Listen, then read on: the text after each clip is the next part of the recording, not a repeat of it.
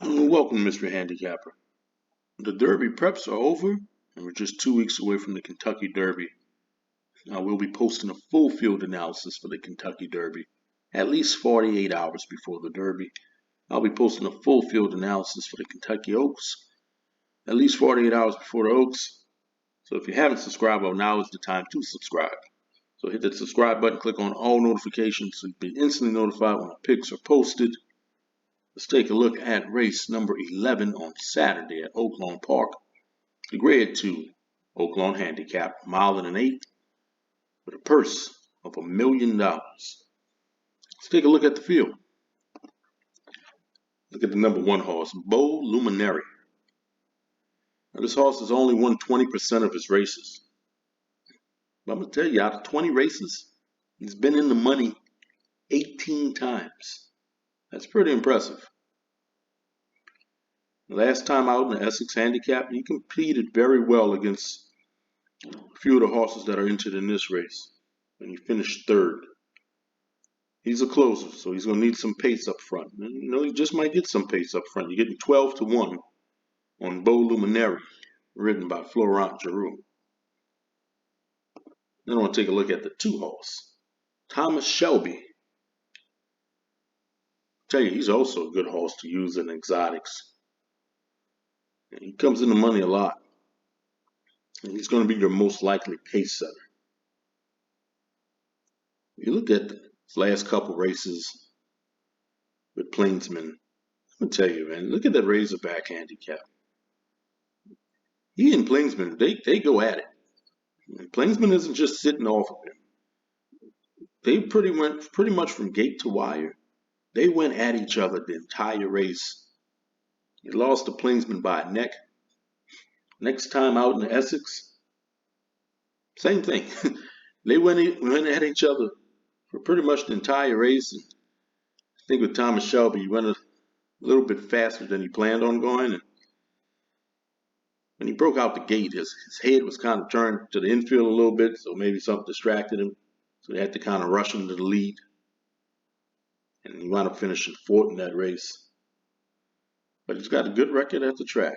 Out of 8 races, 2 wins, 2 seconds, 2 thirds. He's got a pretty good record at this distance, too, out of 3 races. 2 wins and a second. Getting 8-1 on Thomas Shelby. I'm going to use Thomas Shelby on my tickets. Then there's the 3 horse, Last Samurai. He has finished 1st, 2nd, or 3rd 4 out of his last 5 races. He would benefit from a fast pace being that he's a closer. The distance isn't going to be a problem for him. I mean, he's done well at 1.5 miles. So getting 1.8 miles isn't an issue. Plus he's won at 1.8 miles on turf. Distance is definitely not an issue for Last Samurai. As usual, jockey John Court returns, getting 8-1 on Last Samurai. Take a look at the 4 horse, the California Shipper, Idol. Broke his maiden in his 2nd race at Churchill Downs. Then he won an allowance race by 5 3/4. Raced him the grade 2 San Antonio, finished 2nd. And 2 races back in Santa Anita Handicap. He beat Express Train and Maxfield. Idol at 6-1. Tell you, he's got solid speed figures. He's got some solid wins under his belt. He's a grade 1 winner. The question is about this horse. He intrigues me the most out of any of these horses. Is he fit for this race? He's got the talent. Beating Express Train and Maxwell, that's pretty impressive. But after this race in March, he was off for several months. Raced him in Awesome again. He didn't do well at all in that race. Now he's coming in off a 6-month layoff. So this is what intrigues me the most about Idol. Is he ready to compete in this race.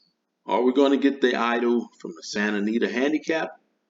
Or are we going to get the idol who's only had one race in the last 12 months? It's a very intriguing horse at 6-1. I'm just not so sure who's going to show up in this race.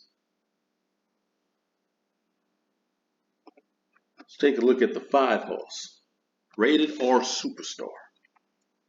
9-year-old gelding, winner of 2 out of his last 3. His last race out in the Essex Handicap, he was 8-1. Got a pretty nice pace up front. He won that race by 2 1/4. I'll tell you, he's kind of gotten better as he's gotten older. He's earned almost $1.6 million. And just under half of that has come as an 8-year-old and a 9-year-old. Getting 5-1 on Rated R Superstar. I'm going to use Rated R Superstar on my tickets. I want to take a look at the 6 horse, Planesmen. Tell you, he's been racing well. I mean, his last 9 races, he's finished 1st, 2nd, or 3rd. 2 races back, the Razorback. As I mentioned before, him and Thomas Shelby, they went at it.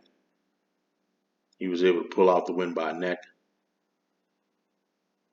In the Essex Handicap, they went at it again. Kind of tired out a bit, but he still held on for 2nd, losing to Rated R Superstar. I think he's another horse. As he's getting older, he's getting better as well. Just like Rated R Superstar. Against Joel Rosario, he's trained by Brad Cox. He's going to be forwardly placed at a racetrack that he likes. He's gotten this distance before. Planesmen, I will definitely use on my tickets at 5-2.